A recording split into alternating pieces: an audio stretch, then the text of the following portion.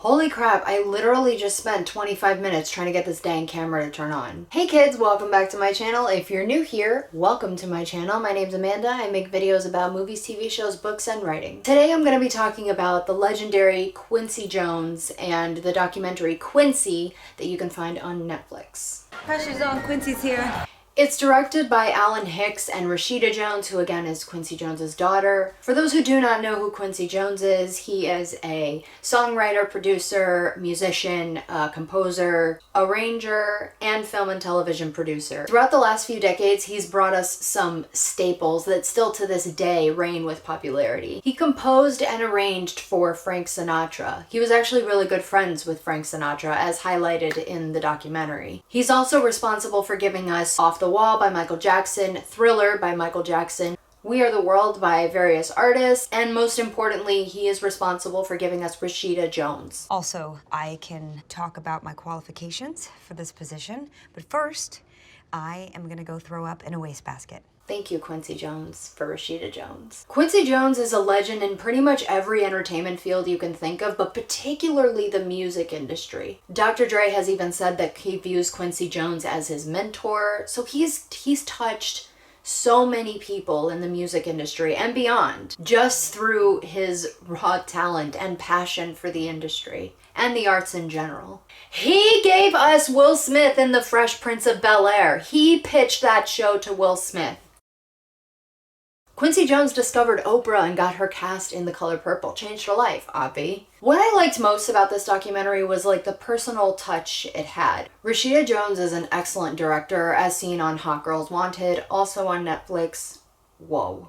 She was the executive producer on that. She directed one episode, but you can see how her style of filmmaking is more of a, not so much capturing it as a third objective party.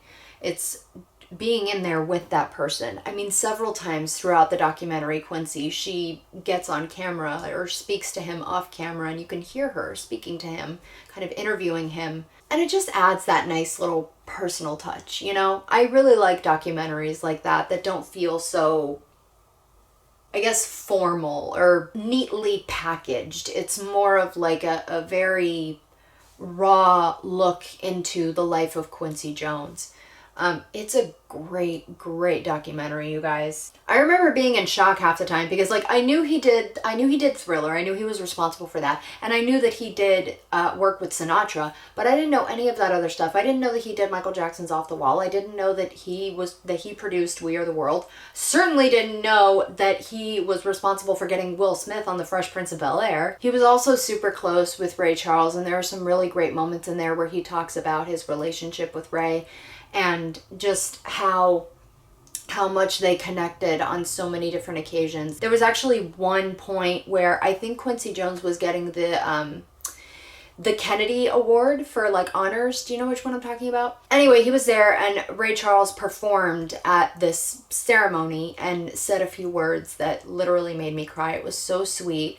You can just tell how close these two were. And even in that footage that you see of him and Frank Sinatra, you can very much tell that they were good friends and that they had a camaraderie that is just very, very apparent in watching them together. One thing in particular that stood out to me was his relentless ambition. This guy does not stop. At two separate points in the documentary, he like has an episode where he needs to go to the hospital. One of them is like on stage. He's on stage, I think accepting an award or announcing an award. And he like almost fainted on stage. It was terrifying. I can't even imagine being in the audience and being like one of his family members, one of his daughters or his wife or whoever, and watching him almost pass the out on stage. I would be scared. Like if I were watching that live, I would be petrified, like, oh my God, is he okay? Another thing that I really enjoyed is that they didn't just concentrate the bulk or the substance of the documentary just on his career. They actually like took you through his life and his emotional journey throughout his life and his passion, the way that it morphed and the way that it expanded and the way that, you know, that he continuously found new ways to touch the next generation. I mean, that to me is pretty damn amazing.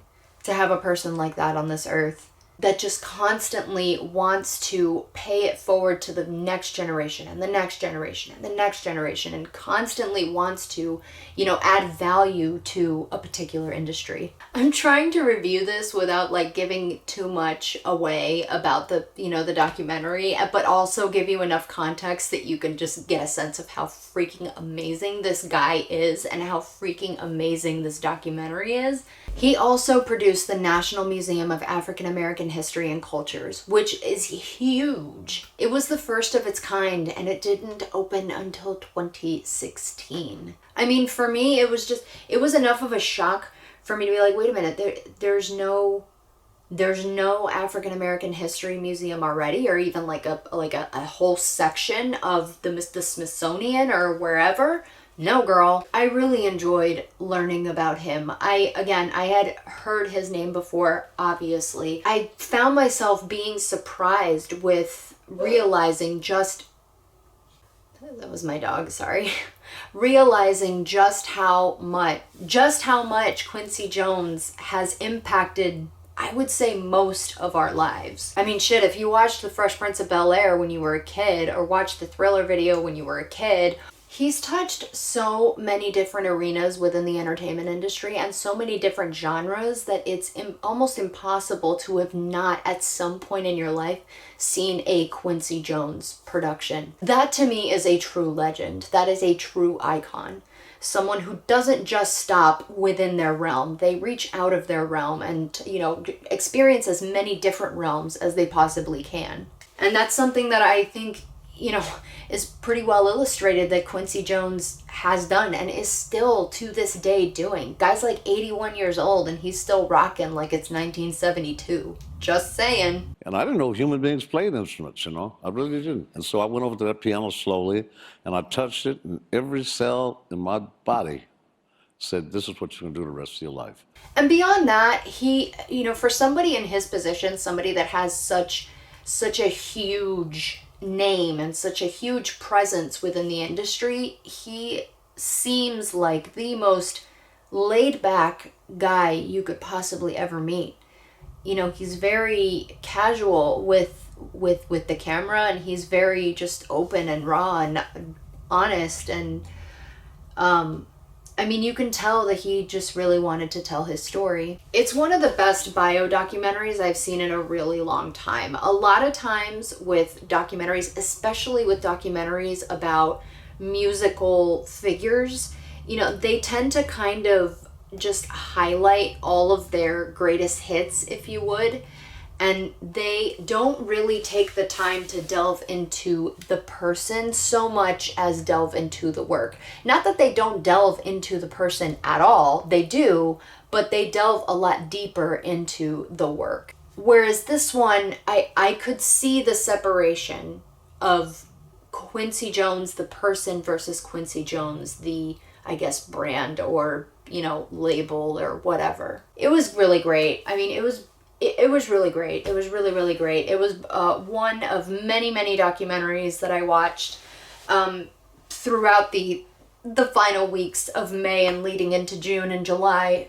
It was fantastic. It just enlightened me so much and made me realize how much of my childhood and my favorite things in the world I owe to Quincy Jones. I highly recommend this documentary. I can't recommend it enough. The only other documentary that I would say was it was like neck and neck with Quincy, just as far as how much I enjoyed it, was The Black Godfather. Holy crap. I'll be posting a review on that as well. You don't want to miss it. Just saying. If you have not yet seen this documentary, I highly, highly, highly, highly, highly recommend it.